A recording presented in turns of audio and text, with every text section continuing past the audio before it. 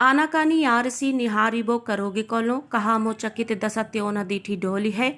मौन हूँ सो देखी हो कितेक पन पाली हो जू, कूक भरी मूकता बुलाए आप बोली है। जान घनानंद यो मोहि तुम्हें पैज परी, जान ये गो टेक टरे कौन धो मलोली है। रुई दिए रहोगे कहाँ लव बहराए बेकी, कबहू तो मैरिए पुकार कान खोली है। जैसा कि पिछले भाग में हमने कवि घनानंद द्वारा रचित पहला कविता समझ लिया है और इस भाग में, इस पाठ्यक्रम में और पाठ में जोड़ा हुआ दूसरा कविता हम इस भाग में अब पढ़ेंगे। और इस भाग में भी कवि घनानंद जो है स्वयं का वर्णन प्रस्तुत करते हुए साथ में सुजान को भी विषय बना रखा है उन्होंने, और अपने विरह का वर्णन प्रस्तुत करते हैं और बताते हैं कि किस तरीके से सुजान जो है, उनकी प्रेयसी जो है, उनसे मिलना नहीं चाहती हैं या फिर वो आनाकानी करती हैं। आनाकानी आरसी निहारिबो करोगे कौलो, आनाकानी कब तक करोगी। आनाकानी करना यानी मना करना, यानी बहाने बनाते हुए किसी काम को टालते रहना।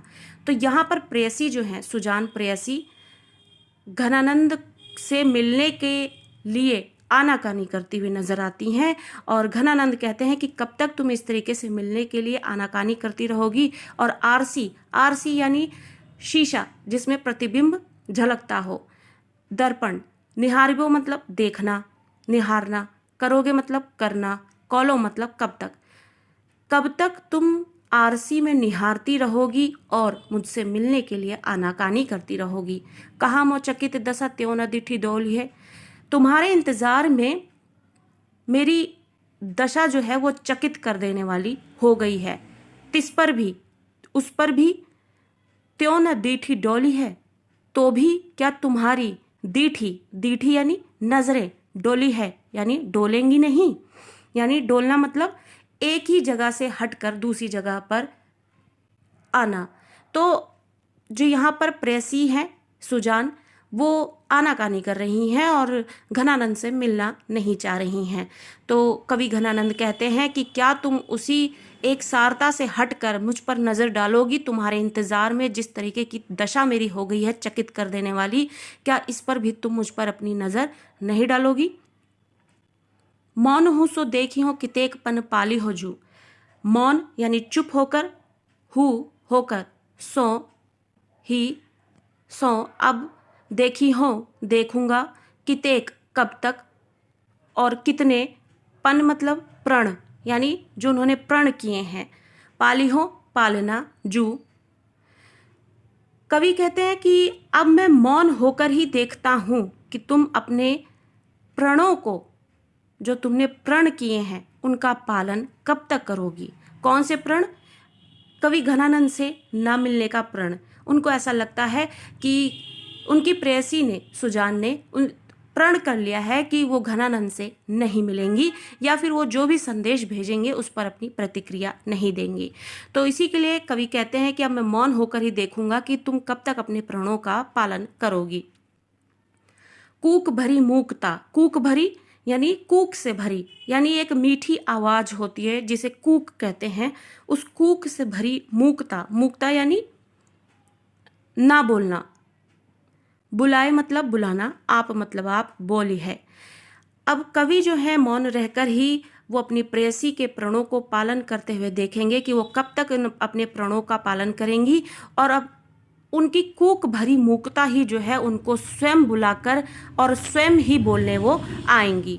जान घनानंद यो मोहि तुम्हें पैज परी, जान यानी सुजान, घनानंद यानी घनानंद, यो यानी इस तरह, मोहि मतलब मुझे, मैं, तुम्हें यानी तुम, पैज मतलब होड़, होड़ यानी कंपटीशन जिसे कहते हैं यानी प्रतियोगिता, परी मतलब पढ़ना। कवि घनानंद कहते हैं कि तुम में और मुझ में यानी सुजान में और घनानंद में जो होड़ पड़ी है, जान घनानंद।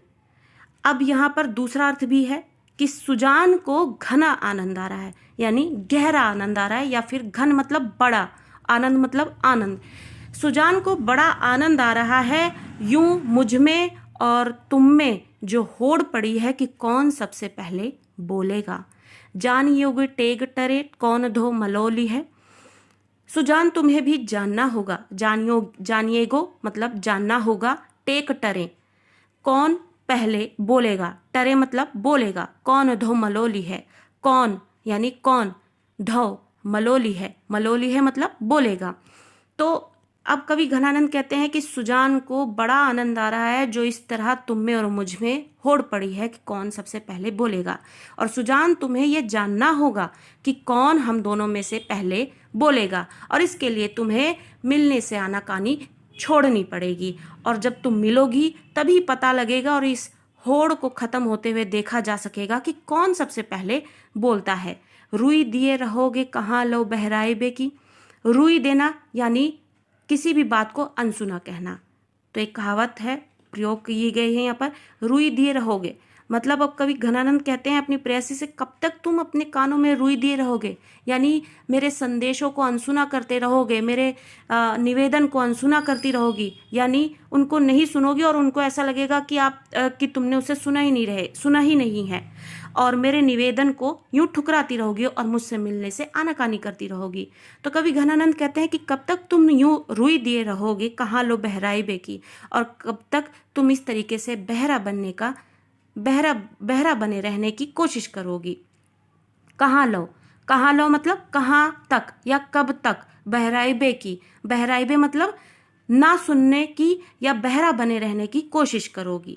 कबहू तो मेरी ये पुकार कान खोली है। कवि घनानंद कहते हैं कि कबहू तो यानी कभी तो, मेरी पुकार कान खोलेगा, यानी कभी तो तुम्हारे कान जो है वो मेरी पुकार सुनकर खुलेंगे, और ये तुम रुई दिए रहने का जो और बहरे बने रहने की कोशिश कर रही हो, ये कभी तो मेरी पुकार सुनकर मेरे पास आएंगे।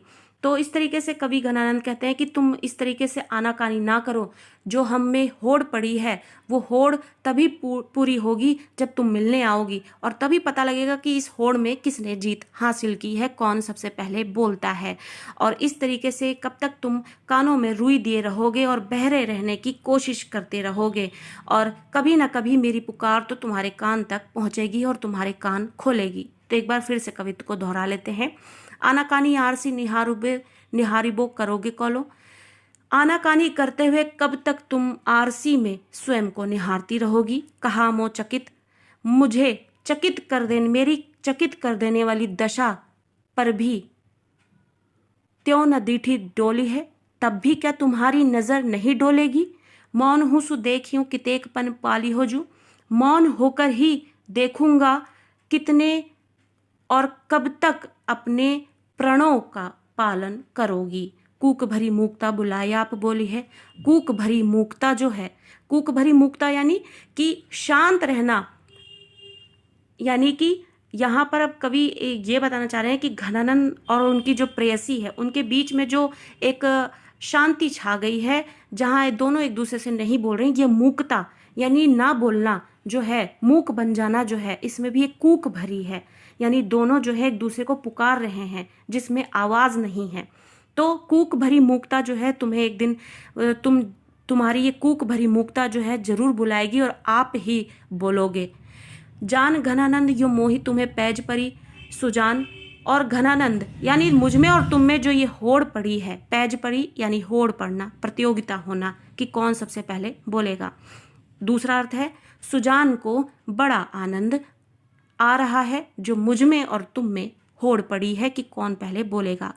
सुजान, तुमको ये जानना ही होगा कि कौन हम दोनों में से पहले बोलेगा, और कब तक तुम ऐसे रुई दिए रहोगे और कब तक बहरे बने रहने की कोशिश करोगे। कभी तो मेरी पुकार तुम्हारे कान खोलेगी।